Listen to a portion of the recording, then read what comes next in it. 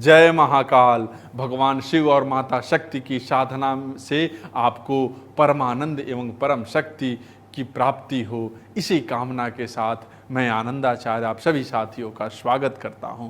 दर्शकों, महाशिवरात्रि और साधना के तीसरे एपिसोड में आज मैं बताना चाहता हूं कि आप सभी ने मानव तन पाया है तो ऐसे कर्म कीजिए, ऐसी साधना कीजिए कि शिव शक्ति की कृपा, प्रभु का आशीर्वाद, गुरु की कृपा एकदम से जीवन में बरसना शुरू हो जाए। एक ऐसी शक्ति आए कि जीवन में जो भी घटनाएं घटे उसे आप स्वीकार करो और बाकी सब कुछ परमात्मा पर छोड़ दो। भगवान शिव और मां शक्ति की साधना के दौरान जो भी उभर कर सामने आए उसको साष्टांग भाव से महसूस कर लेना, जो हो रहा है उसको होने देना, जो भी बिल्कुल वैसा ही हो रहा वो भी बिल्कुल वैसा ही होगा जैसा आप सभी चाहते हो। अगर उसको मानोगे जैसा प्रत्यक्ष बाहर आपको दिखता होता वैसा ही आपको अंदर भी दिखेगा। अगर भाव से जुड़ा होगा तो जैसा आपको बाहर सुनाई देता है वैसा ही भीतर भी सुनाई देगा। दर्शकों, उसको पूरी तरह से उस गहराई में उतार कर जीवन की ओर नकारात्मक भावनाएं, वो जो दुख संजोए बैठे हो आप, उसको खत्म करना है। क्योंकि जब पूरी तरह से आप आंतरिक रूप से शुद्ध हो जाओगे तब आगे की तरफ आपकी उन्नति होगी। और यदि अंतर मैल रह गया तो 2 कदम आप आगे बढ़ाओ और नकारात्मक शक्तियां आपको 1-1.5 कदम पीछे खींच देगी।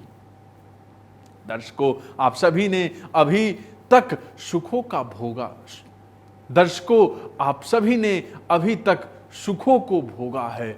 दर्शकों, आप सभी ने अभी तक सुखों को भोगा है।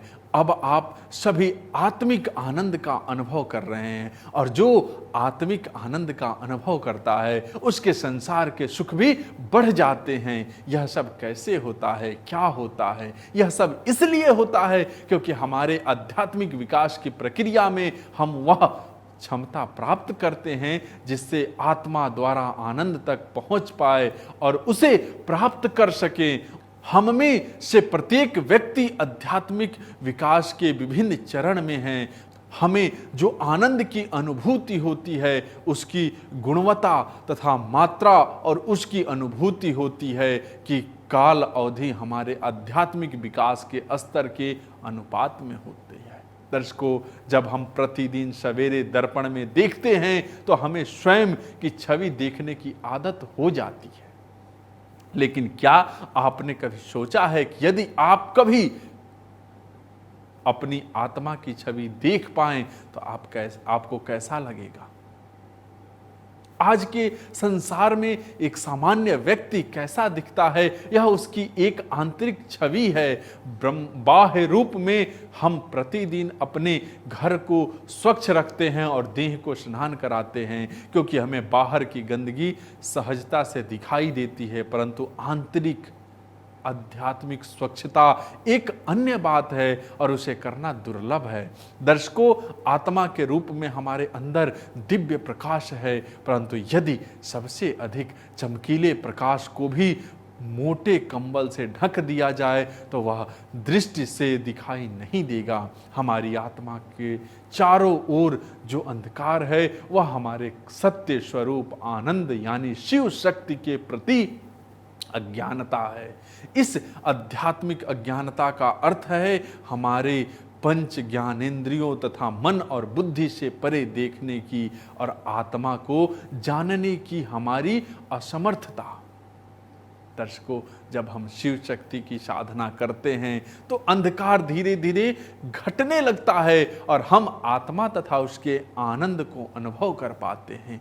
जब हम नियमित रूप से शिव शक्ति की साधना करते हैं तो हमें दिव्यता के चमत्कारी अनुभव होने आरंभ होते हैं जिसे अनुभूति कहते हैं।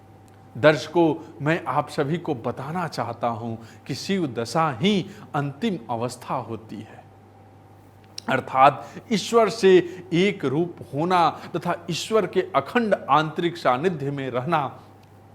अंतिम अवस्था तभी आती है जब अवतरण पूर्णतः समाप्त हो जाता है और आत्मा के प्रकाश को रोकने वाली अज्ञानता के नष्ट होने पर पवित्र आत्मा प्रकाशमान होती है। लेकिन इसके बाद सुखों के प्रति हमारी आसक्ति नहीं रह जाती, वह उससे अलग हो जाती है।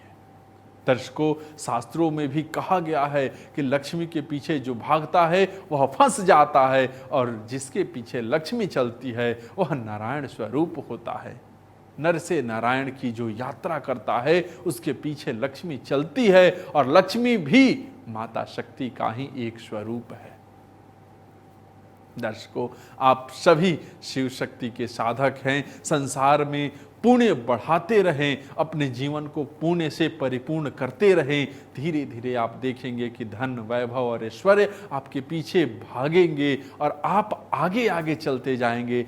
अब किसी चीज की लालसा नहीं रहेगी, एक वैरागी का भाव रहेगा। लेकिन संसार की सभी उत्तम से उत्तम वस्तुएं आपके सामने आएंगी और उसको आप साष्टांग भाव से उसे अनुभव करेंगे, क्योंकि प्रत्येक दिन साधना करते करते आप सभी के अंदर आनंद की वृद्धि होगी, शिव योग समाधि की वृद्धि होगी। आज के लिए दर्शकों बस इतना ही। आप सब हमारे साथ जुड़े रह रहे हैं और लगातार जुड़ रहे हैं। हम सब का परिवार बढ़ रहा है, इसके लिए आप सभी को बधाई और भगवान शिव को बहुत बहुत धन्यवाद। जय महाकाल।